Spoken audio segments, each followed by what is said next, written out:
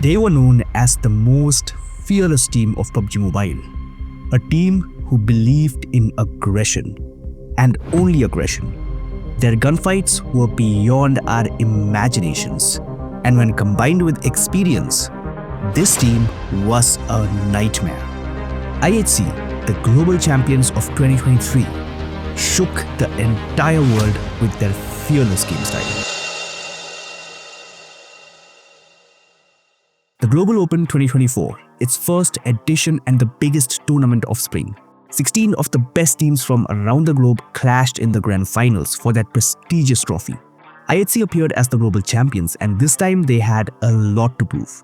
They had to prove that their consistency isn't gone, the fire of winning trophies hasn't faded, and that they are the same fearless IHC we saw in the global championship a few months back. But their run this time wasn't going the way we all expected. By the end of the 15th match, IHC were at the 10th place in the overall standings.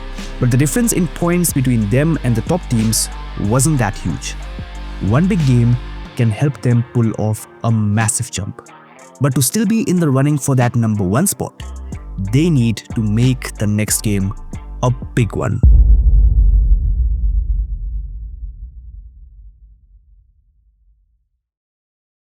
Match 16, the final wrangle of the tournament. The flight path goes from Stalber to Kuodi. IHC takes a split drop, and the very first thing they do is grab vehicles for themselves. Godless and Demo gets it from the compounds near the hospital. Rogue gets his vehicle from Giorgio City, and Zeol finds his near the bridge. The circle forms, and it's central and completely on the mainland. The players of IHC gather in Giorgio Pool and begin the looting phase.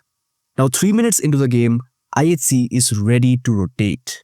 Zeol grabs his vehicle and drives up the hill. He moves further towards hospital. His teammates follow the same route, but Zeol suddenly stops. Something caught his attention. What is it?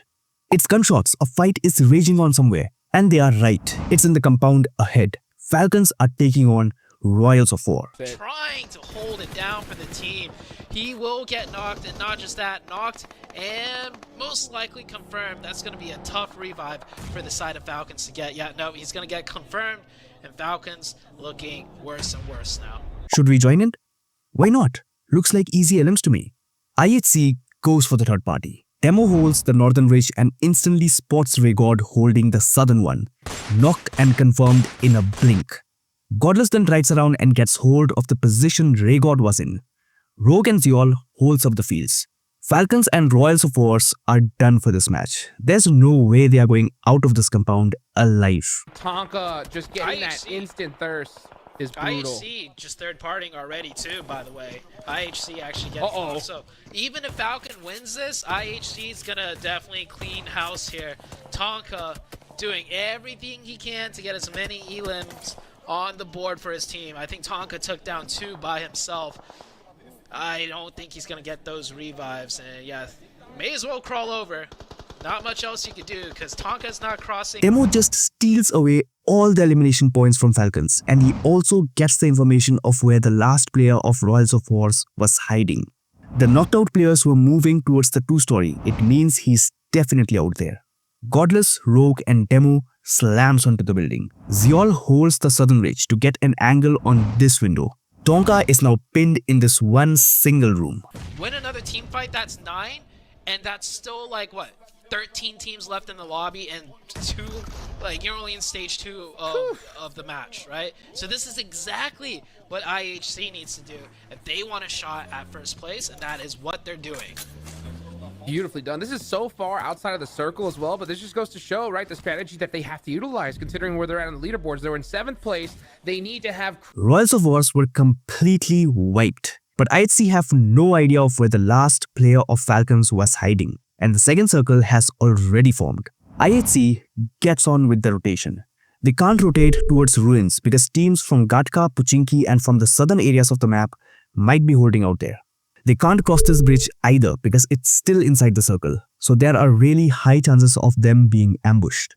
Remains the northwestern side. Teams might be holding there as well, but it's way easier to take a fight out there compared to these 2 areas. Moreover, they have a beautiful ridge to play with as well. So IHC decides to get hold of this compound. If it's being held by some other team, they have this amazing Rich to take a fight with them. Zeol drives ahead. The rest of his teammates follow. IHC halts in the compound. They need to do the scouting first. Demo drives up the ridge and scouts the area. And luckily, it's clear. These two compounds are clear as well. They hold this entire area for now. Demo and Rogue gets the compounds. Godless and Zeol holds the ridge. Now the third circle forms and it's a hard shift. IHC has no other option now but to use this bridge to get into the circle. These two bridges are not even an option because teams will be swarming out there right now. Leaving the vehicles behind and swimming their way in is not worth it at all as well.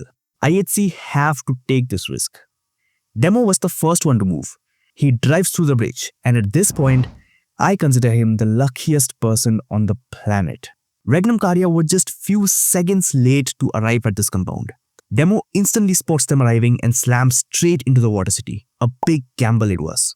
If Regnum Karya would have arrived a little earlier, then Demo wouldn't have made it. But now the question is, how the rest of his teammates are gonna cross. Either they leave their vehicles behind and swim their way in, or they have to depend on Demo to provide the cover while they cross the bridge. But a single guy suppressing an entire team isn't quite realistic. They have to swim their way in. Zeol dives in first, his teammates providing the cover. Once he crosses to this side, Godless and Rogue follow. IHC then gets deep into the water city. They don't want to engage in a fight right now. Whew, let's catch our breath for a while. But little do they know that they are not the only ones in the city. Nova is waiting for them on the other side, and IHC has absolutely no clue about it.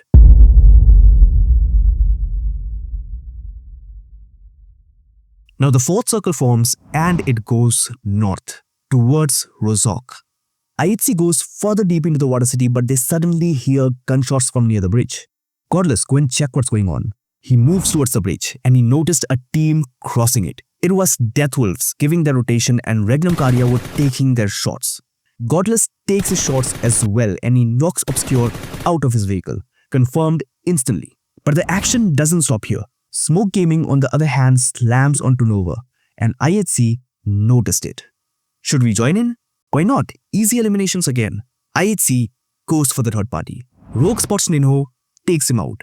Smoke Gaming down to a single player alive who was playing split from the ridge behind. Nova grabs control of the squad house and IHC takes the fight head on. Side of it, that could always be a backup location. It's not the best spot, but man, is it great cover, especially if that zone were to hard shift to that field, for sure. So I can see why Vampire's looking to hold it down because you know Vampire wants to win this one. They want it so bad, and they're not in a terrible position. They're not in a great one. They're 30-point differential away from first place. But with what we see... Demo takes down Badaboy. That's a big loss for Nova. IHC is in complete control now. See, pushing on Nova. Yeah, IHC wanted to. They got those elims early. I was saying it earlier, Jukes. They can still get it done, and they have to fight constantly on their way in. That's exactly what they're doing. Look, I said if they get 5 early, that could easily go up to 9 if they win another fight. And, well, they're about to do just that. Surely they could take out the last member. Yeah, clean. Oh, wait, they got 9, and they still have 1 more that they could get. That means they could go up to 10. This should be easy 10 points for them. And look at the zone, Jukes. Nova gets wiped entirely. IHC are now already up to 10 eliminations and 43 players are still alive. They have the chance to make it big in this game. But the 5th circle has already formed and it's a Rozhok finish. IHC are now out of the circle again and getting in this time isn't going to be easy. Slamming straight into the center of Rozhok would be the worst possible decision. The hill and the ridge is occupied. The warehouse is occupied. This compound is occupied as well. They have to fight their way in, either towards the ridge or towards this compound. And to help them decide, next Ruya pushes onto the vampires, and IHC noticed it. Should we join in? Stop asking that damn question. Go ahead, grab those eliminations. IHC goes for yet another third party. Next Ruya wipes out the vampires in a blink and then IHC gets in. Will be the next ones you see right here contending for this very spot. Oh my god, Jukes, if IHC can eject next Ruya out. A brilliant nade from Demo to find the opening. Swain gets knocked and IHC slams in. And them already on 10 elims, that one knock is the go-ahead. That is the green lit signal for them to continue the pressure. And that's exactly what they're going to do. Demo drives in, gets the run over. More nades coming in. Next Ruya down to just one. Demo does get knocked though. That's not going to slow down IHC. Oh, IHC is just on a rampage right now, looking to take out everybody, especially next Ruya, who's the team right above them on the leaderboards. They know who they're going against, so they want to be able to go ahead and take them out as soon as they can. They got to watch out, though. They're holding this bowl, and it is a great spot as long as there's not a team right next to you, because it is very easily nadeable. And the rest of IHC need to take him out. Here comes Yol on the drive over. He does get the intel. Actually runs over his teammate, but that's not a problem right there. Another third party, another perfect execution. IHC wipes out next Ruya and gets control of the ridge. Now the next circle forms and it goes north towards the warehouse. IHC are out of the circle and they need to get in. But while they were taking a fight with next Ruya, Zeol had taken shots on Nobu. He couldn't confirm it, but now at least they know that D plus Chaos players are holding out somewhere near the hill. So they drive towards them. Osel takes his shots and knocks Demo out of his vehicle. Right now, one of IHC does get knocked. They can't get Thursday. They need all four. They have to get all four up. They're continuing the pressure. Just one last player of D plus, and Zeol gets it done. IHC had the hill entirely cleared, but they still need to get into the circle. And how are they gonna do it? Fights are going on all around towards the right side of the circle. They can't even sneak their way in through because Cutlass and Rogue were already spotted while they were engaging with D plus Kia. They have to rotate towards the left. There's no option for them. But that's literally hammering their own feet. Regnum Karya from behind would be able to easily wipe them out of the game. What are we gonna do now? There's no way to get in without a fight. The zone is closing. IHC have to decide quick. But then suddenly, Regnum Karya decides to rotate in. They slam straight onto the warehouse ridge right into Reject's defended hold. IHC has their way now into the circle. They drive straight onto the left side of Rozok, capturing it entirely. And to make things even better, the next zone gets pulled towards them. IHC couldn't have asked for more. They have got the zone, the positioning, the manpower, and the confidence.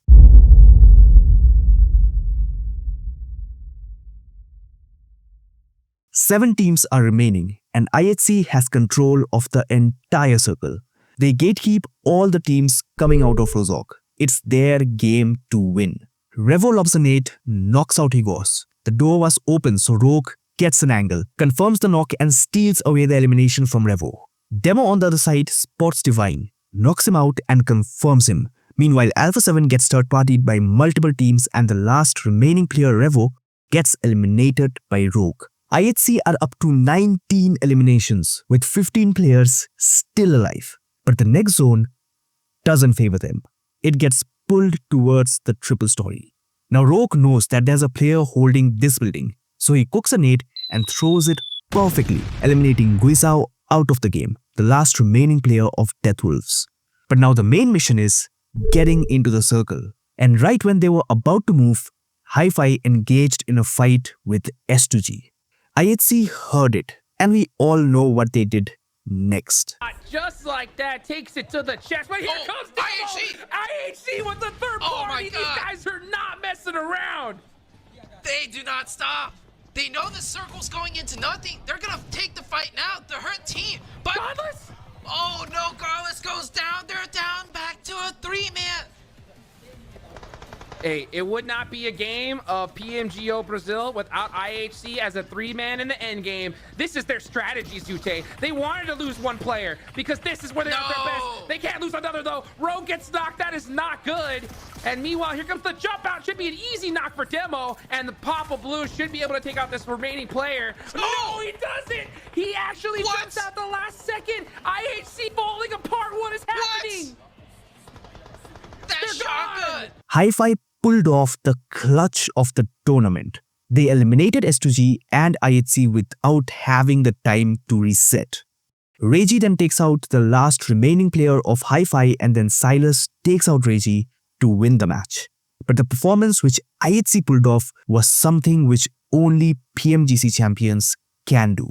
Hope you enjoyed this video. Make sure to subscribe if you did and don't forget to comment your thoughts down below.